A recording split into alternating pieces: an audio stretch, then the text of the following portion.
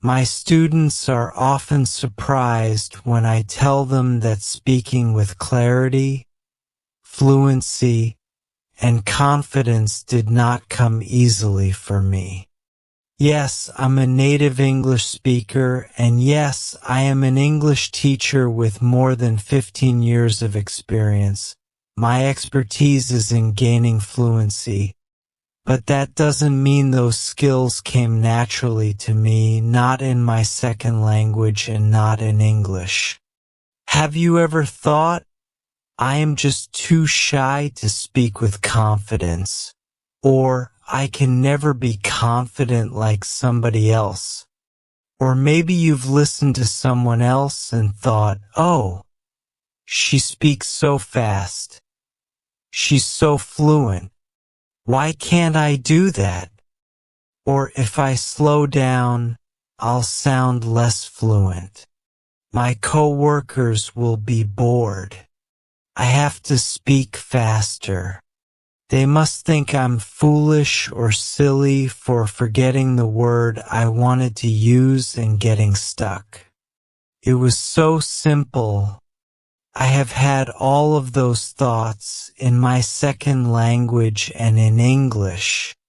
But then I discovered that all of those beliefs, those things I was telling myself, were myths. A myth is a false belief. When I discovered what is true, it completely changed my mindset. It changed my approach to learning, my motivation to practice, and my ability to make progress in my speaking. Most importantly, it gave me confidence, the confidence to keep going. This is true in my second language and in my native language, English, as well. In this lesson today, I want to help you become a confident English speaker by addressing what is myth versus reality and giving you practical action steps you can take to make progress in your English confidence and fluency. For this lesson today, there are 5 common myths about fluency and confidence that I want to address, and I want to highlight what is true so that you can make progress and move forward. Because when we believe in myths, false beliefs, they stop us from making progress, and it doesn't have to be that way.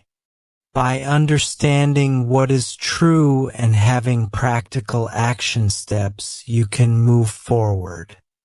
Here are the 5 myths we're going to talk about today. Myth number 1. Some people are naturally confident speakers. Myth number 2. Fluent English is always fast English. Myth number 3. Confident speakers never need to seek clarification. Myth number 4. Confident speakers never experience setbacks, and they don't really make mistakes. Myth number 5. You either have confidence or you don't. Myth number 1. Some people are naturally confident speakers. This is a myth I believed for years because my husband is an extrovert who seems to feel totally comfortable speaking with anyone, and he always appears confident.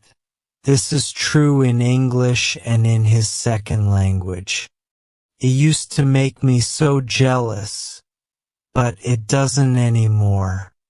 Like me, you might believe that some people, like extroverts, are naturally confident when they speak because of some of their personality traits. Extroverts are often described as individuals who are outgoing, energetic, and conversational.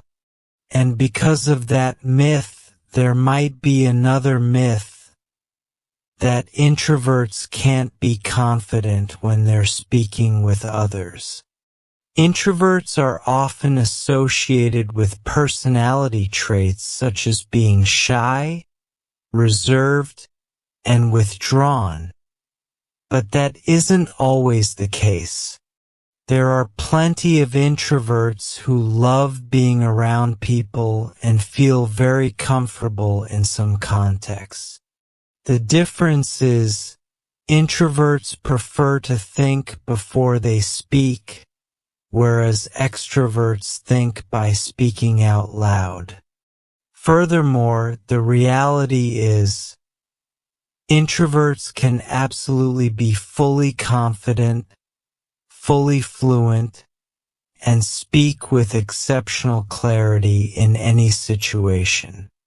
I know that's true because I am highly shy and highly introverted, and I work with many students from around the world who, similarly in their native and non-native languages, are shy and introverted, and yet they develop the same skills. I want to help you develop in having clarity, fluency, and confidence. So here's a practical approach to help you speak with confidence, no matter what the situation might be. Use your natural skills as an introvert to your advantage. Now, you might not be an introvert in your native language. That might not be your true personality. However, you might be experiencing some of that in English due to anxiety when you want to speak. The advice that I'm going to share applies in both contexts. The natural ability here is to take advantage of thinking before you speak. By giving yourself time or taking advantage of the time you have, you're able to organize your thoughts and be more prepared to share them with others, to share them with confidence.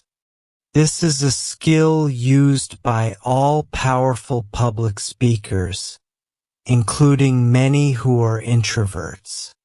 Here's how you can practice this in real life. When you can, and if you can, always take time to prepare or organize your thoughts in advance. This means taking time to think through whatever discussion you're going to have. Maybe put down some notes on a piece of paper and talk through them out loud. Practice saying them out loud so that you get comfortable with your voice and with the words you're going to use. Doing this in advance means you're able to express those thoughts and organize them without judgment from anyone else. You have that time to think before you speak. This is helpful, for example, if you're preparing for a job interview or if you're going to a meeting of some kind and you know what the topic of discussion will be in advance, whether it's a business meeting, a volunteer meeting, or a book club discussion. Now, if it's in the middle of a conversation, you can also pause briefly in order to take advantage of those little moments in time to organize your next thought. Don't try to plan the next 20 minutes of what you want to say. Just plan the next thought and then the next one and the next one and the next one. This approach encourages you to embrace little pauses while you speak. Moments that allow you to breathe, moments that allow you to organize that next idea, and it takes the pressure off. If you're worried that using a pause while you speak so that you have that time to think will make you sound unprepared, you can use a phrase to buy yourself some time. For example, just give me a moment to think. Can you come back to me in a moment? I just need a moment to think about this. Right now, you might be thinking two things. Annemarie, we don't always have time to prepare. I'm not sure pauses are going to help me. They're going to make me speak too slowly. Let's talk about both of those. First, you're right. We don't always have time to prepare, but we have more opportunities than you think. And when you practice speaking regularly, including moments when you're simply practicing to prepare, it helps you become a better spontaneous speaker as well.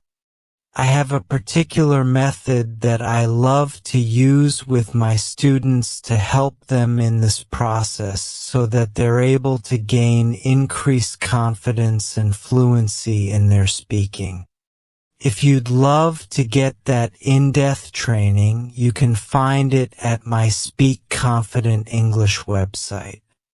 It's called How to Get the Confidence to Say What You Want in English. I'll share a link to it down below this video. Second, let's talk about that fear that pauses are going to make you sound slow. This brings me to myth number 2. Fluent English is always fast English. Without a doubt, this is a common misconception, and unfortunately, it's perpetuated by English-speaking TV shows and sitcoms where someone might speak unnaturally fast for dramatic or comedic effect. And yes, there are many English speakers who speak extremely fast.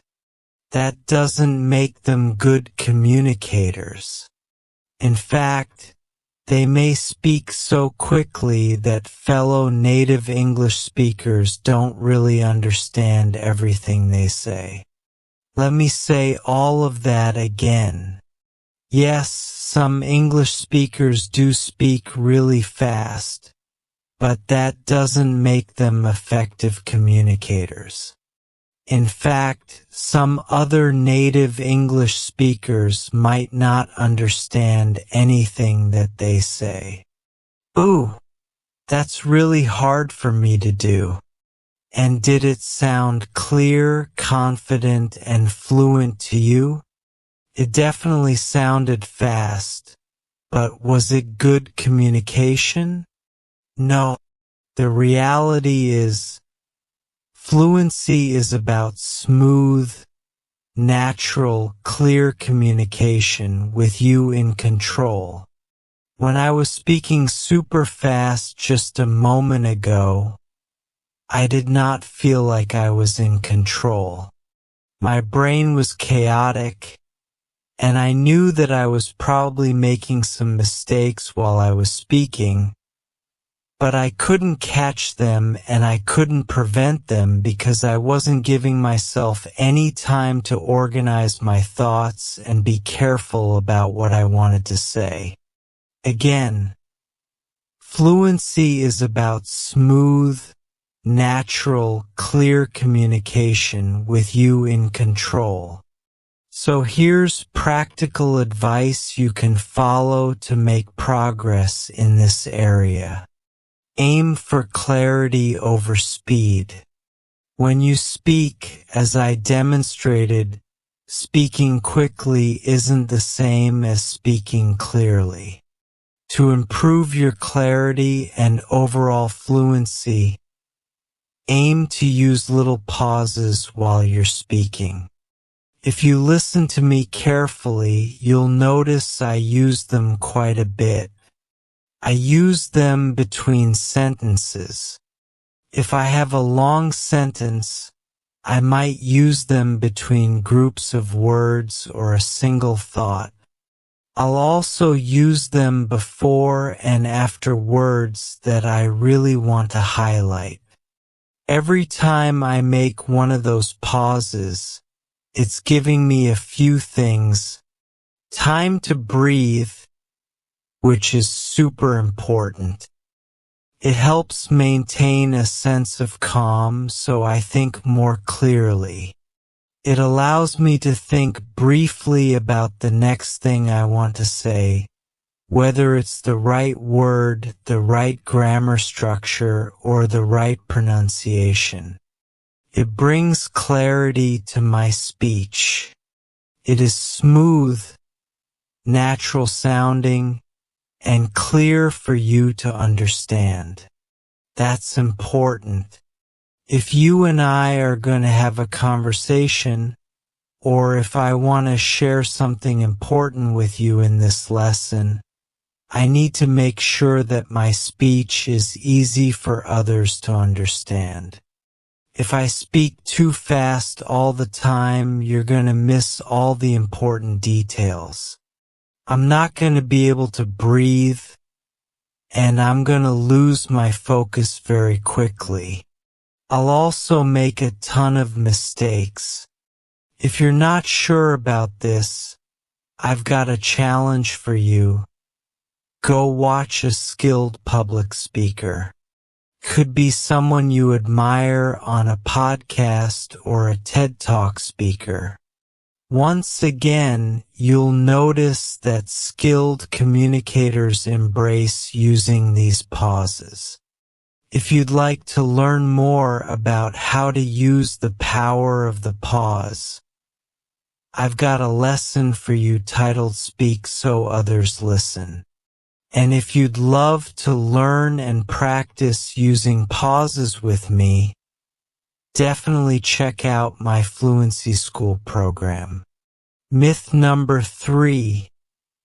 Confident speakers never need to seek clarification.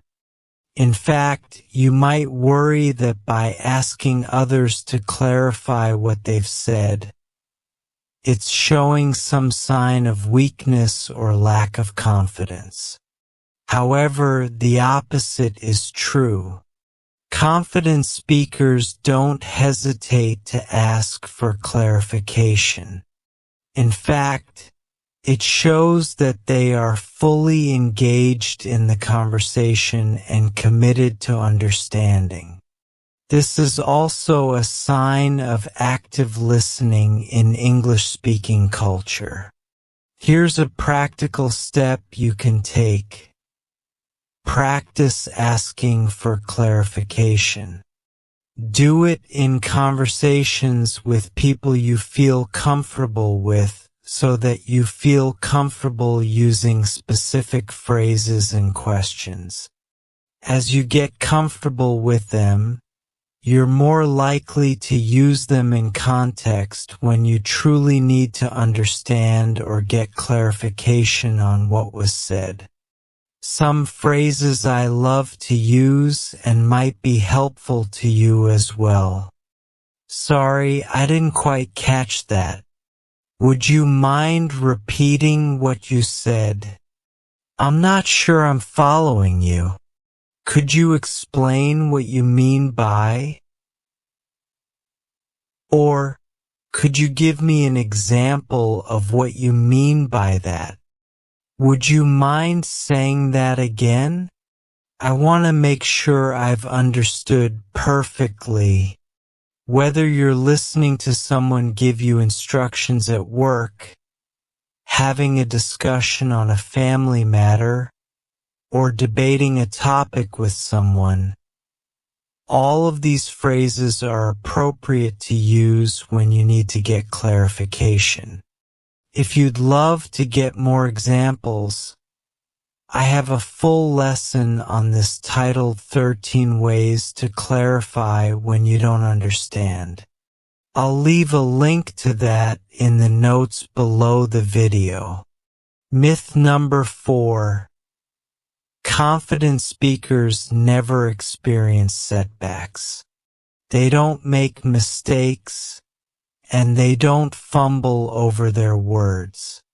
Oh my goodness, this one is definitely a myth, because I know that I fumble over my words, make mistakes, lose my train of thought all the time. My team can tell you that's true.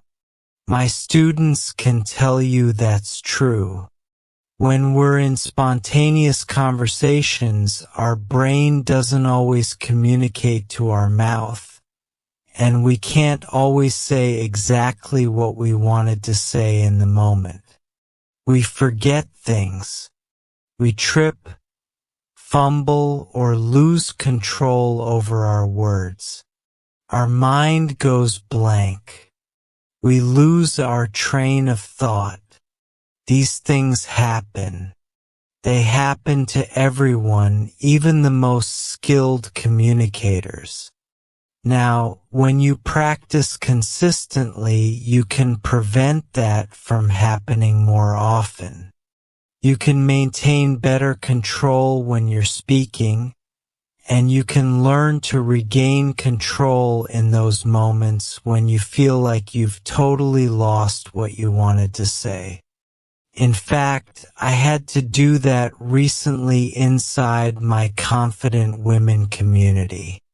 I was sharing an update on how to use a progress journal, and while I was speaking, I forgot the word journal. Journal. This is such an easy word, but my mind went blank. I couldn't remember the word journal to describe this progress journal. For a brief moment, I felt a little bit of panic. I felt silly and embarrassed, but then I used the skills I know I have to regain control. First, I took a deep breath. I just tried to calm down. Then, I tried to find an alternative word that I could use to describe this document.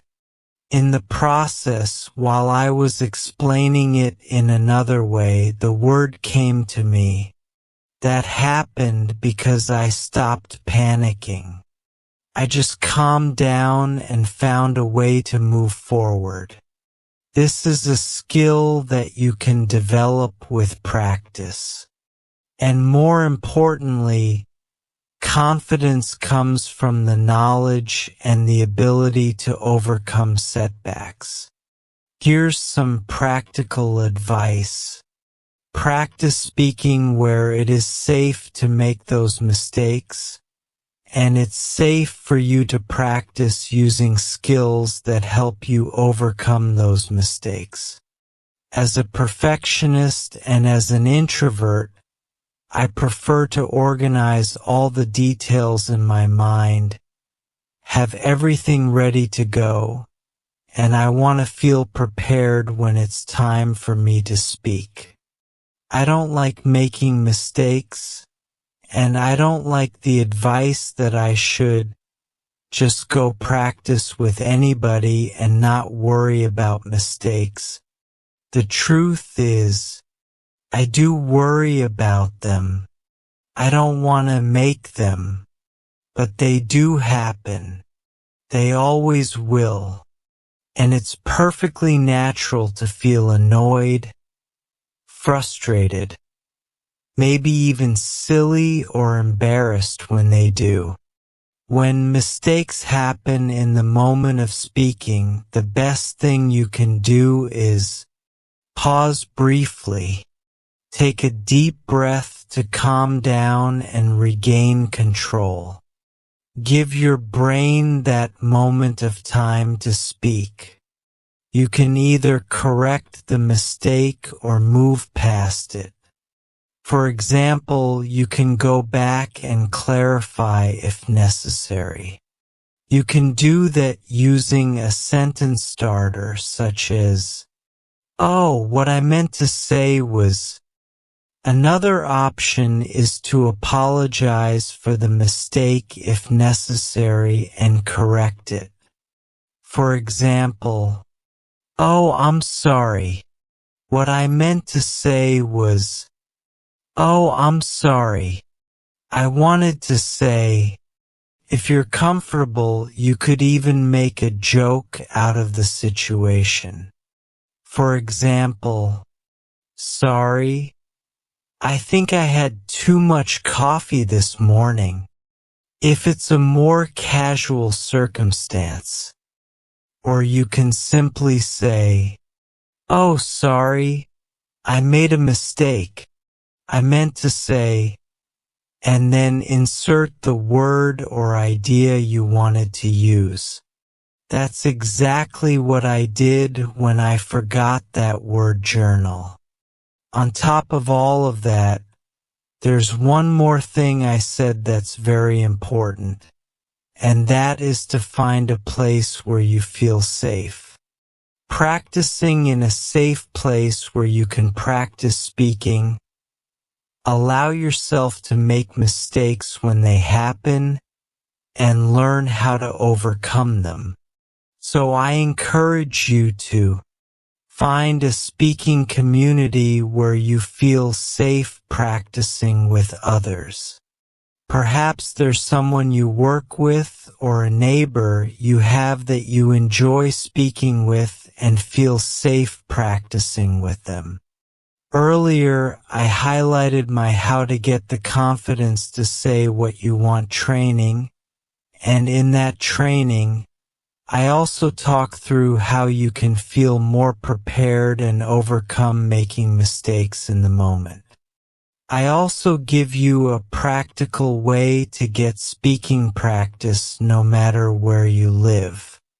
When you practice consistently, you will reduce mistakes going forward, and you'll feel more comfortable overcoming them in the moment when they happen. Myth number 5. You either have confidence or you don't. This is a very all or nothing perspective, and it assumes that if you don't feel confident right now, it's not possible for you to get there. But that isn't true. Confidence is 100%. Absolutely no doubt about it possible for you.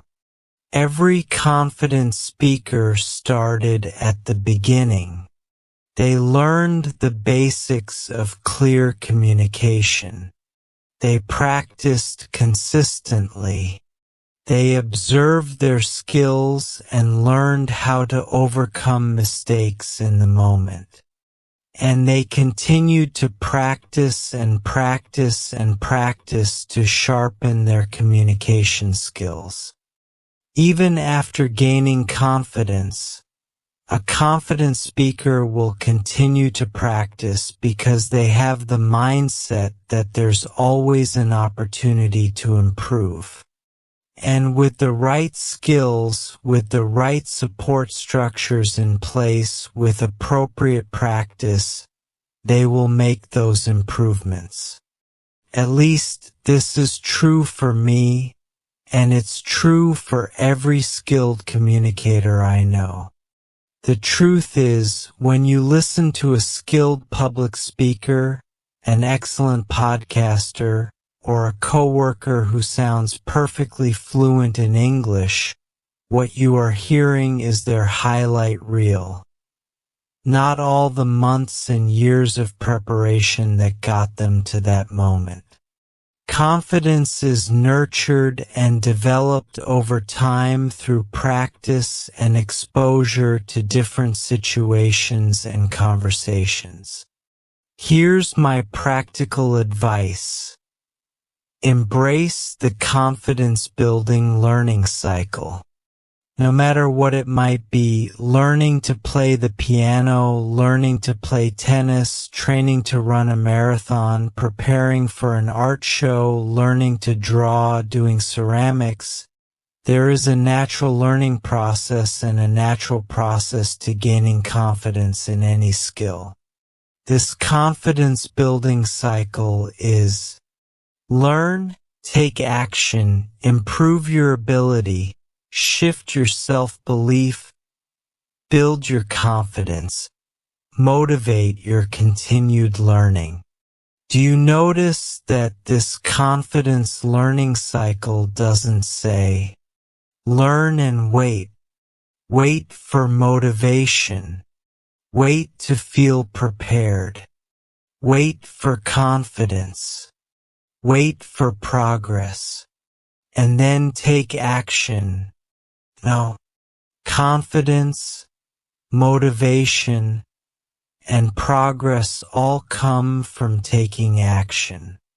This means the best thing you can do to gain confidence in anything, including speaking English, is to take action and then do it again and do it again and do it again. Let me give you some recommendations for how you can start to take action and get speaking practice right now. Join an English-speaking community. This could be an online speaking club or an in-person English-speaking meetup. Join a club or a volunteer organization. For example, you could join a book club in English. Find a language coach or teacher you trust and feel comfortable with, and take a speaking class with them, online or in person. Ask a coworker or neighbor to meet with you regularly for speaking practice. This is something I did while living in France. I found someone I felt comfortable with. We agreed to meet once a week to practice. We spent 30 minutes practicing French, for me, and 30 minutes practicing English, for her. Listen to a podcast or a TED Talk in English. While you listen, write down new words or phrases you'd love to add to your vocabulary. When you're finished, practice summarizing out loud what you heard in that podcast or TED Talk, and review those words you want to include as well. Aim to include that vocabulary while you're summarizing what you learned. Talk to yourself out loud in English when no one is listening. This is something I love to do. I often talk to myself in French out loud in my house when I'm alone, while cooking dinner or when I'm driving my car. Join a speaking-focused organization, such as Toastmasters.